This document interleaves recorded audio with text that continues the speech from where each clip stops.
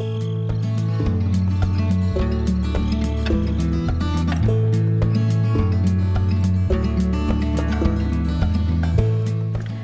Friends, તમારું સ્વાગત છે મારા કિચનમાં। તો આજે હું તમારી સાથે શેર કરવાની છું એકદમ ટેસ્ટી અને ચટપટી લારી જેવી રગડાપુરીની રેસિપી, જો બનાવવી બહુ જ સરળ છે અને એમાં આપણે 3 ચટણીઓની રેસિપી પણ શેર કરીશ।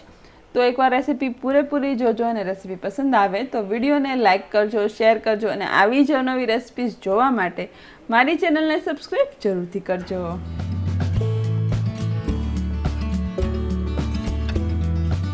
તો રગડાપુરીનો રગડો બનાવવા માટે મેં અહીંયા અડધો કપ જેટલા જે સફેદ વટાણા આવે છે એને હુંફાળા પાણીની અંદર 4 થી 5 કલાક માટે પલાળી લીધા હતા। તો એકદમ સરસ આપણા વટાણા પલળી ગયા છે।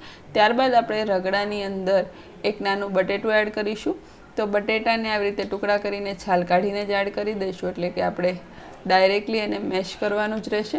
હવે આપણે એની અંદર સ્વાદ પ્રમાણે મીઠું એડ કરીશું અને અડધી નાની ચમચી જેટલી હળદર એડ કરીશું। એનાથી જે રગડો છે એકદમ સરસ કલરમાં તો થશે અને ટેસ્ટમાં પણ બહુ સરસ થશે। તો હવે આપણે એની અંદર 1 કપ જેટલું પાણી એડ કરી દઈશું અને આને આપણે કુકરની અંદર એડ કરીને 4 થી 5 વિસલ આવે ત્યાં સુધી બાફી લેશું।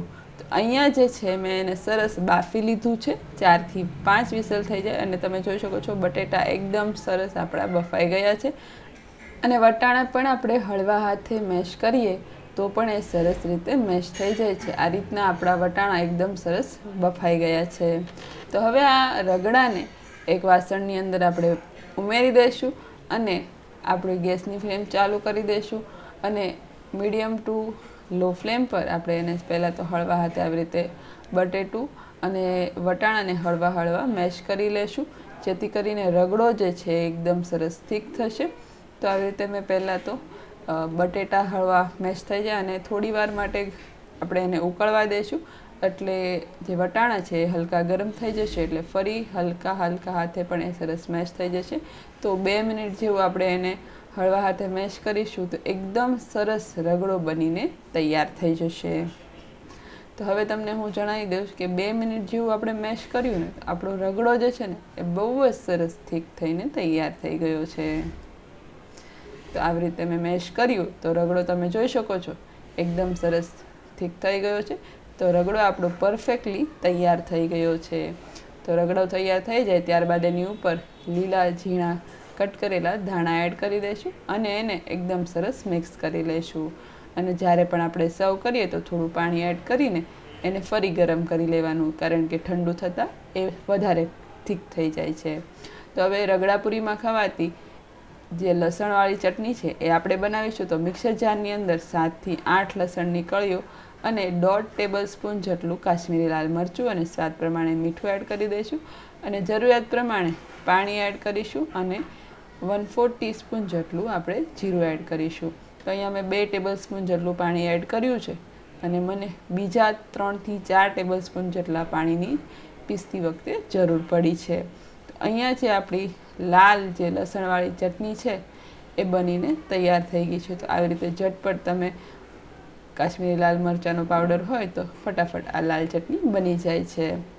તો હવે આપણે બનાવીશું ગ્રીન ચટણી। તો એના માટે 1 કપ જેટલા લીલા ધાણા ડાળખા સહિત લઈશું અને 15 થી 20 ફુદીનાના પાન એડ કરીશું, 3 તીખા મરચાં અને 1 ઇંચ આદુનો ટુકડો એડ કરીશું। સ્વાદ પ્રમાણે મીઠું એડ કરી દેવાનું છે અને અડધી ટીસ્પૂન જેટલું આપણે જીરું એડ કરીશું અને 2 ચમચી લીંબુનો રસ એડ કરીશું। આનાથી સ્વાદ અને કલર બંને સરસ રહે છે અને કલર સારો આવે ચટણીનો તેના માટે 2 નાના બરફના ટુકડા એડ કરી દઈશું અને જરૂરિયાત પ્રમાણે પાણી એડ કરીને એક સ્મૂથ ચટણી વાટી લઈશું।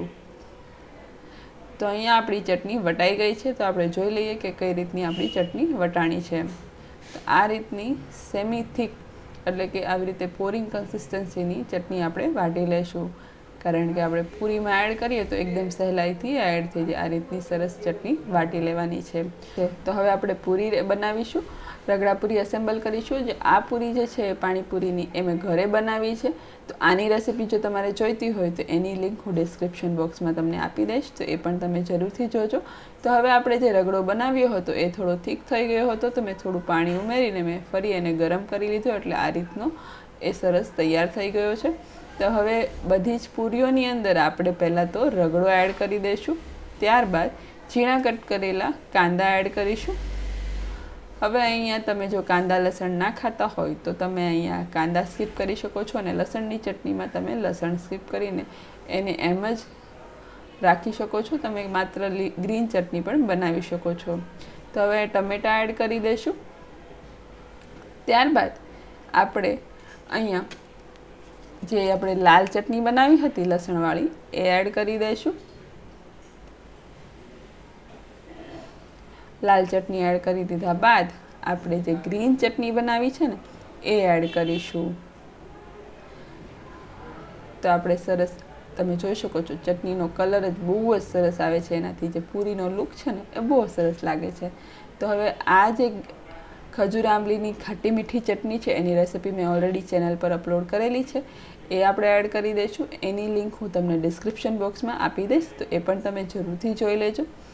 તો હવે આપણે જે ખાટી મીઠી ચટણી છે એ બધી પૂરી મેં એડ કરી દીધી છે. તો હવે આપણે થોડો ચાટ મસાલો એડ કરી દઈશું પૂરીની અંદર. તો આ જે પૂરી છે મેં મોટી સાઇઝમાં બનાવી છે, એટલે કે જમ્બો સાઇઝમાં બનાવી છે.